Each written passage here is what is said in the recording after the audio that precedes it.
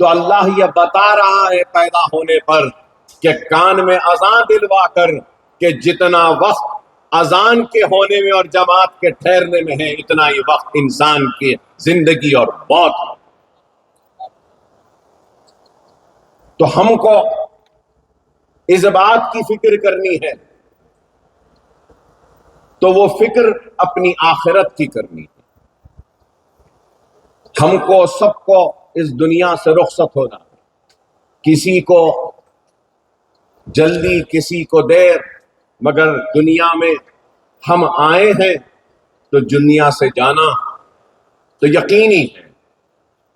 تو یہ دنیا میں ہمارا قیام عارضی ہے، اور یہ دنیا ایک قید خانہ ہے، اور اس دنیا کے عارضی قیام میں جو کامیاب ہوگا تو اس کو آخرت میں اور اپنے مستقل قیام میں اس کا اجر ملے گا، اور دنیا کے اعمال ہی اس کے ساتھ جائیں گے، اور وہ اعمال یا تو اس کو جہنم کی آگ میں ڈالیں گے، دوزخ میں ڈالیں گے، یا تو پھر وہ اعمال اس کو جنت میں لے جائیں گے۔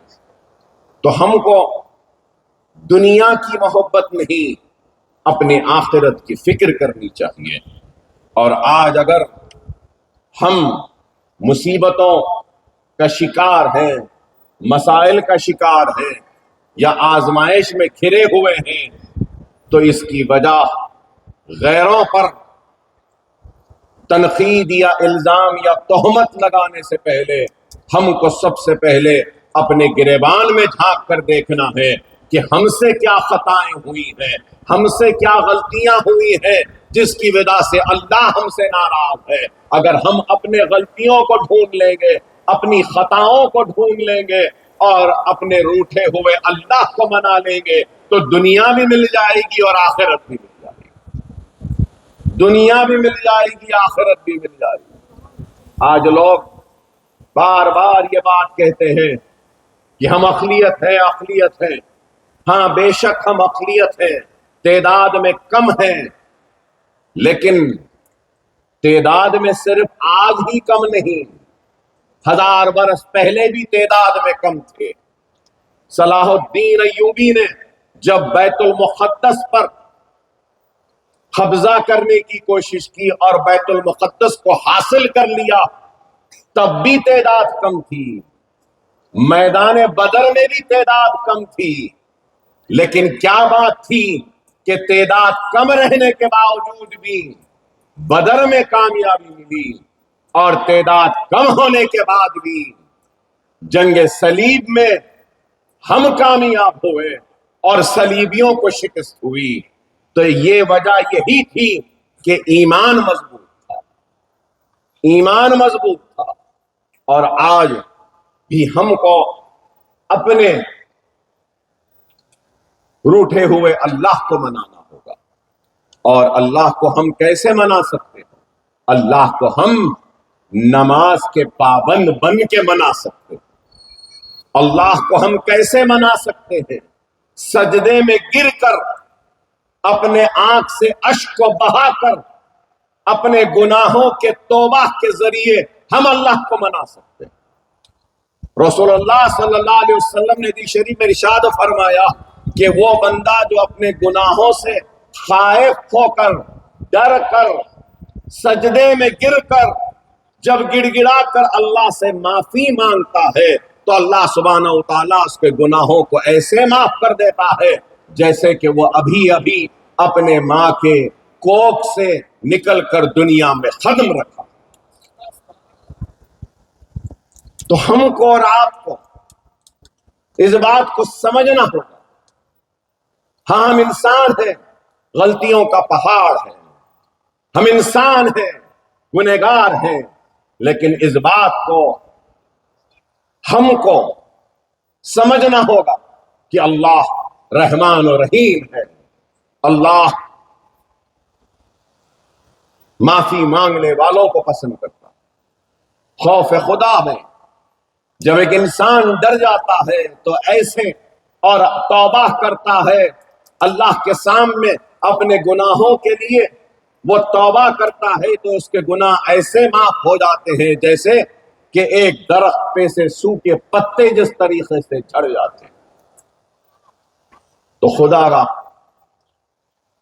خدا را نماز کے پابند بنا، اور قابل مبارکباد ہے سارے لوگ، آپ کا محلہ، آپ کے ذمہ داران جو نونہالوں کو نماز کا پابند بنا رہے ہیں۔ حج کو لوگ جاتے ہیں، حج کو جانے کے بعد 40 دن نماز پڑھتے ہیں۔ 40 دن نماز کیوں پڑھتے ہیں؟ بڑے بڑے علماؤں نے 40 دن نماز پڑھنے کے لیے کہا ہے جب حج کو جاتے ہیں۔ وجہ کیا ہے اس کے پیچھے بھی کہ 40 دن اگر کوئی 5 وقت کی نماز پڑھے گا تو وہ بے نمازی بن جائے گا، نمازوں کا پابند بن جائے گا، اس لیے کہ تو آج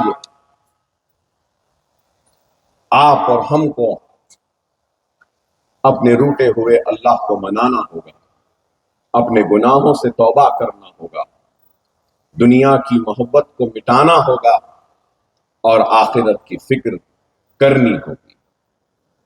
بے شک ہمارے پاس غربت ہے، اس بات سے انکار نہیں، لیکن یہ بھی ایک حقیقت ہے کہ اللہ نے نوازنے والوں کو نوازا بھی ہے تو ہمارے پاس دولت مند بھی ہے۔ میں یہ بات اس لیے کہہ رہا ہوں، گھر بنا ہے تو گھر کا پراپرٹی ٹیکس ہے، کاروبار کرتے ہیں تو کاروبار پر بھی ٹیکس ہے، کئی قسم کے ٹیکس ہیں، property tax, sale tax, service tax, پھر جی ایس ٹی نیا آ گیا، کئی ٹیکسز ہیں، اور ایک انسان ہر ٹیکس کو برابر بھرتا۔ پراپرٹی ٹیکس نہیں میاں بھر دو، چپ نہیں تو گھر ٹوٹ جائے گا، بزنس میں پروفٹ انکم ٹیکس فوراً بھر دو، نہیں تو جیل ہو جائے گی، سزا ہو جائے گی، جی ایس ٹی بھر دو فوراً ہو جائے گا۔ لیکن میرے پیارے دولت مند مسلمانوں، دنیا کا ٹیکس تو بھر رہے ہو، اللہ کی زکوٰۃ کا کیا ہے جو اللہ نے زکوٰۃ دینے کے لیے کہا؟